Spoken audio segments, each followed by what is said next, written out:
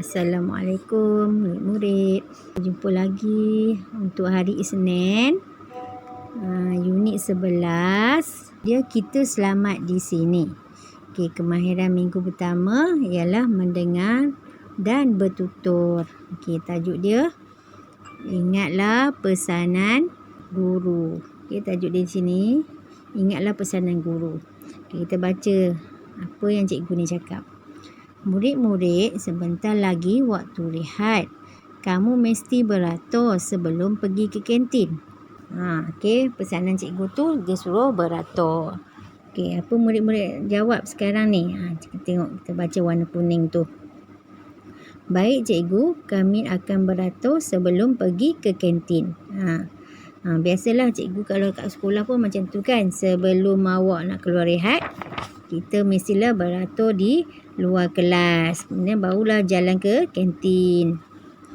Kemudian tengok situasi yang kedua. Berjalan, apa pesanan cikgu? Berjalan dengan tertib dan berhati-hati.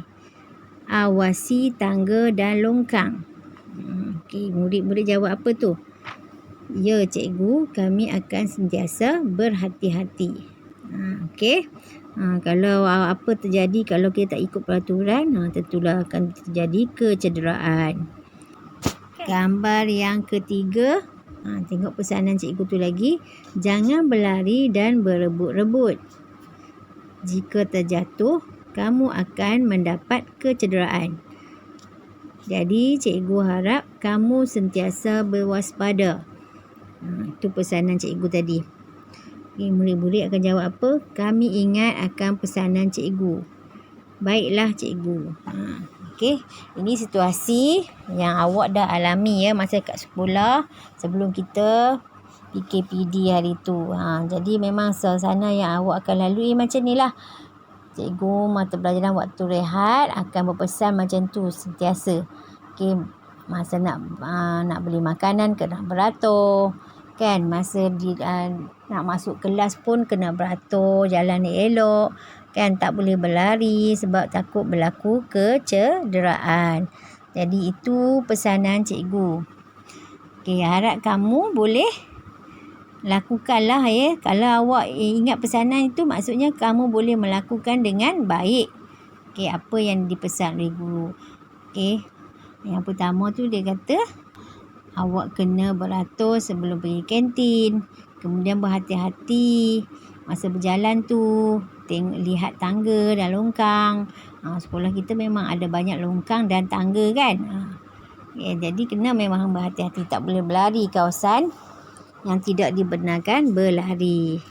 Kemudian masa nak beli makanan pun jangan berebut-rebut, nanti jatuh. Itulah yang awak akan dengar selalu apabila awak berada di sekolah. Mari kita lihat, tadi muka surat apa? 65 kan. Mari kita lihat buku aktiviti ya.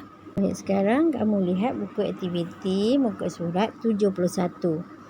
Unit 11. Tajuk yang sama tadi. Kita selamat di sini. Lihat aktiviti 1. Aktiviti 1. Lengkapkan respon yang sesuai. Mari kita lihat yang pertama. Suasananya ialah di bilik muzik. Pesanan cikgu tadi. Kita baca. Simpan alat-alat muzik selepas digunakan. Ini suasananya di bilik muzik. Jadi biasanya kalau cikgu pesan, apa yang murid-murid akan cakap? Mesti maklum balas mesti bertindak dengan maklum balas yang baik. Betul tak? Tidak boleh bantah. Kena dengar arahan. Jadi jawapannya apa di situ? Kalau awak biasa dengar selalunya, murid akan jawab, baiklah cikgu, kami akan menyimpan alatan muzik selepas digunakan. Biasanya kalau kita masuk bilik muzik, kita akan main benda ni lah. Jadi kena simpan di tempat yang telah diambil sebelum tu. Apa-apa pun kena simpan. Macam buku dalam kelas pun kita akan simpan di rak kan. Tidak boleh buat bertaburan, nanti bercampur dengan murid pagi pula kan. Susah nak jumpa. Mari kita lihat suasana situasi yang nombor 2. Apa cikgu tu pesan? Sebelum keluar, letakkan semula barang-barang yang diambil. Okey, ini adalah bilik pendidikan seni. Sekolah kita tak ada bilik pendidikan seni, tapi kita ada stor pendidikan seni kan. Jadi memang kena kemas selalu stor pendidikan seni tu, supaya barang yang akan diambil tidaklah bertaburan, senang diambil sebab dilabelkan kan. Jadi tak menyusahkan orang lain, tidak menyusahkan untuk mencari barang. Baik, apa jawapan murid-murid di bawah tu? Biasanya murid akan jawab, ya cikgu, kami akan meletakkan semula barang-barang yang diambil sebelum keluar. Itulah jawapan yang baik untuk murid-murid. Okey.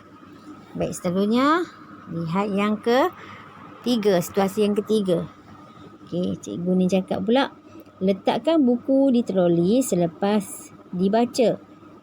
Ini keadaan situasinya di perpustakaan. Okey.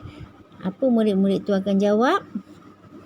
Biasalah dia akan jawab, ya cikgu, kami akan meletakkan semula. Baiklah cikgu. Okey, maafkan cikgu. Baik cikgu, kami akan meletakkan buku di troli selepas dibaca. Itu gambar yang ketiga. Baik cikgu, kami akan meletakkan buku di troli selepas dibaca. Awak kena kaitkan perkataan yang cikgu tu cakap dan awak kena jawabkan semula apa yang cikgu tu cakap. Okey, kemudian mari kita lihat yang keempat. Okey, apa pesanan cikgu tu lagi? Pastikan tangan kamu kering sebelum menekan switch. Okey, situasinya di makmal komputer. Kenapa kita perlukan tangan tu kering? Kalau tangan basah memang akan ada renjatan elektrik. Kita akan, bila kita sentuh benda yang bahan elektrik, tak kira lah di mana-mana pun, tapi yang ada aliran elektrik, apabila tangan kita basah akan menyebabkan berlaku renjatan elektrik walaupun sedikit. Kan bahaya kan pada kita. Jadi pastikan tangan kita sentiasa bersih dan juga kering. Itu yang penting. Okey. Okey, baik. Apa jawapannya? Baik cikgu, kami akan memastikan tangan kami kering sebelum menekan switch. Itu jawapannya. Okey, cikgu harap kamu dapat menyalin dan menulis dengan kemas ya. Baik, selamat belajar semua. Assalamualaikum.